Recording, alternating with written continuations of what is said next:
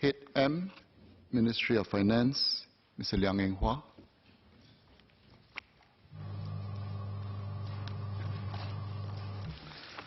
Mr. Chairman, sir, I'd like to move that the total sum to be allocated to Head M of the estimate be reduced by $100.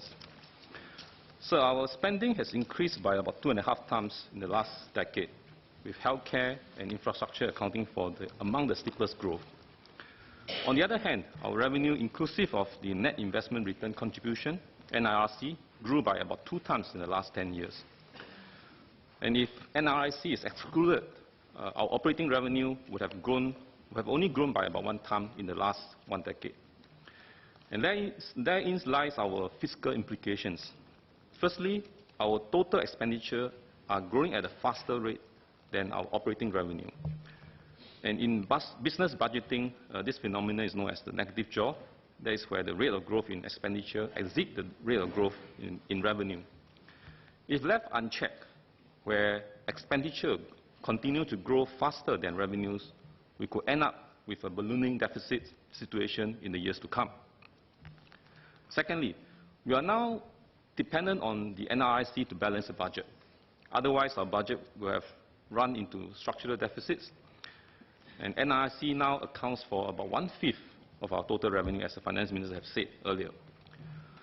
Thirdly, both the short-term recurring expenditure as well as the long-term infrastructure spending have grown larger and are projected to increase further in the decades ahead. In particular, social and healthcare spending will rise as our population enter into faster pace of aging, and healthcare needs increase further.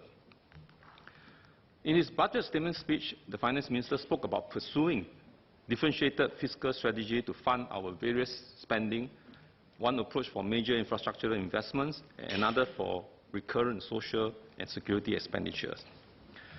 I agree with the finance minister that for recurrent spending like healthcare, security, and other social expenditure, where it directly benefits current generations, they should be funded with current taxation so that every generation pays fair share. This approach would also instill this spending discipline, as any further rise in recurring expenditure will have to be funded through more taxes.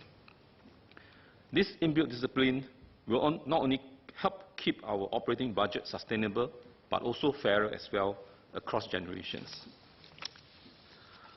For long-term mega infrastructure projects with high capital outlays, the government should, as far as possible, set aside surpluses where possible to use the savings accumulated to pay for part of the lumpy investment, which is what we have been doing in the past. This pre-funding approach demonstrates commitment and ensure that there's sufficient funding for projects with very high capital expenditure, such as the Cross Island Line. But I also agree with the finance minister that with the new financing approach for projects, especially where they generate future economic returns, and those that are long-term in nature with some uncertainty, where the entity that undertook the project can look to borrow to finance the project and potentially could draw on government's guarantee to lower the financing cost of these long-term borrowings. The government is a net creditor and actually do not need to borrow, other than the issuance of Singapore government securities, which is there to help create a risk-free bond market yield curve.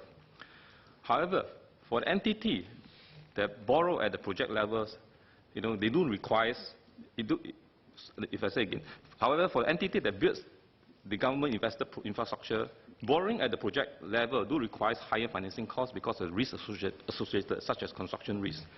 This could result in negative carry situation for the government standpoint, from the government standpoint, where the borrowing rate may be higher than the returns from investing the reserve.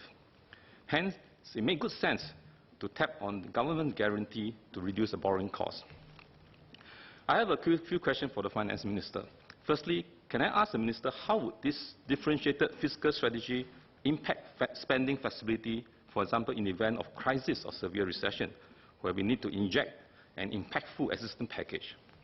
Secondly, we know that spending, especially in social, healthcare, and securities area, will rise in the years to come. Can the minister shed some light as to how the MOS see the spending trajectory in the next 5 to 10 years, and how do we ensure fiscal sustainability?